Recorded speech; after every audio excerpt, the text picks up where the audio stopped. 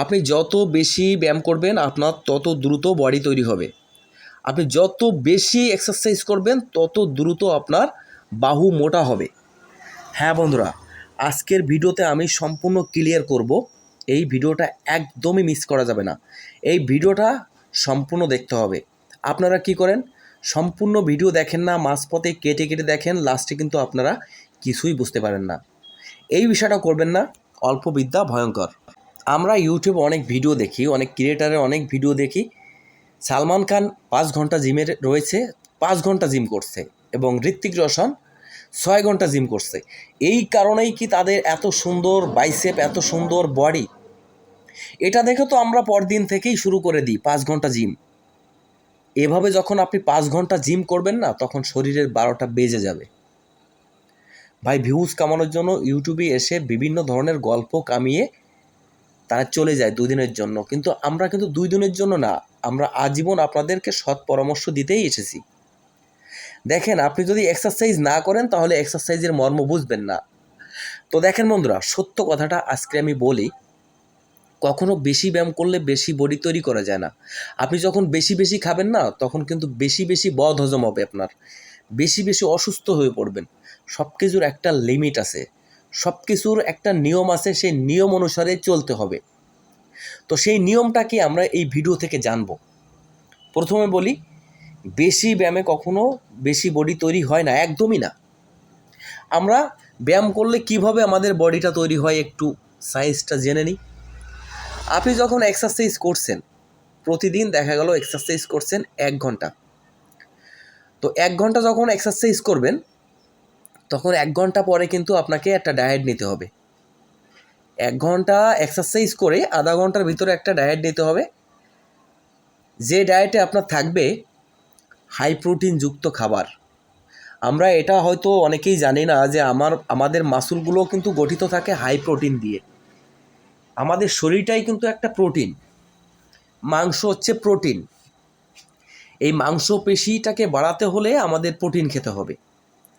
এবার যদি আপনি 6 ঘন্টা জিমে পড়ে থাকেন, তাহলে আপনি খাবেন কখন, রেস্ট নেবেন কখন, কখন ঘুমাবেন?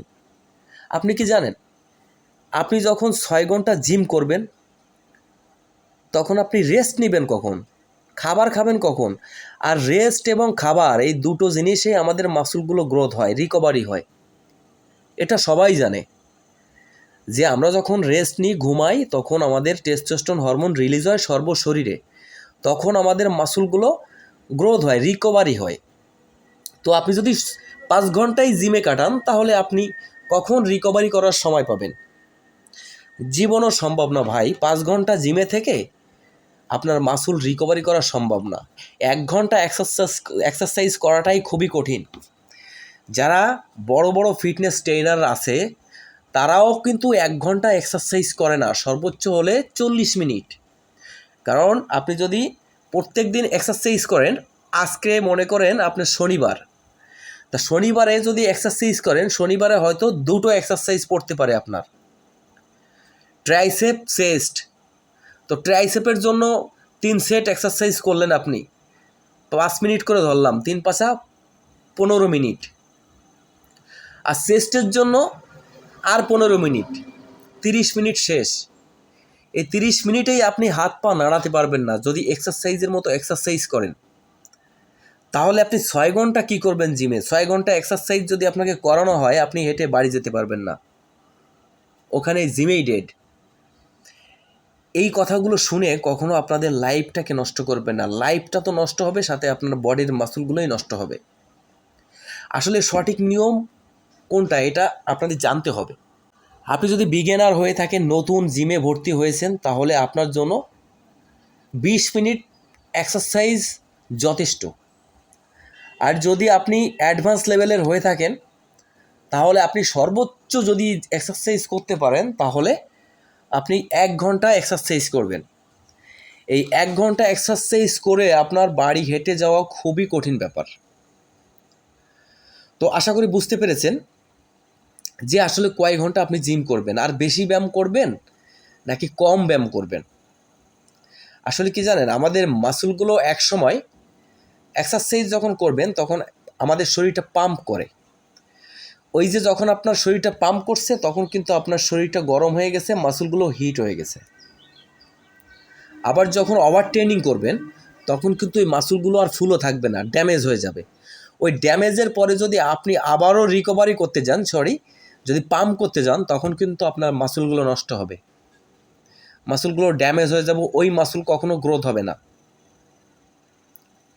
ওই মাসল মানে ক্ষতর পরে যদি আবার ক্ষত দেন তাহলে কিন্তু সেখানে ঘা হয়ে যাবে। আপনি এক জায়গায় ক্ষত করেছেন, সেটাকে যদি শুকাতে সময় না দেন তাহলে হবে না। আমরা যখন এক্সারসাইজ করি তখন মাসলগুলো ফাটে, ছিঁড়ে যায়, এবং এই ছিঁড়ে যাওয়ার ফলে আমাদের হাতে পেইন হয়। তখন আমরা রেস্ট নিলে খাদ্য খেয়ে রিকভারি হয়। এটাই হচ্ছে মূল জিনিস।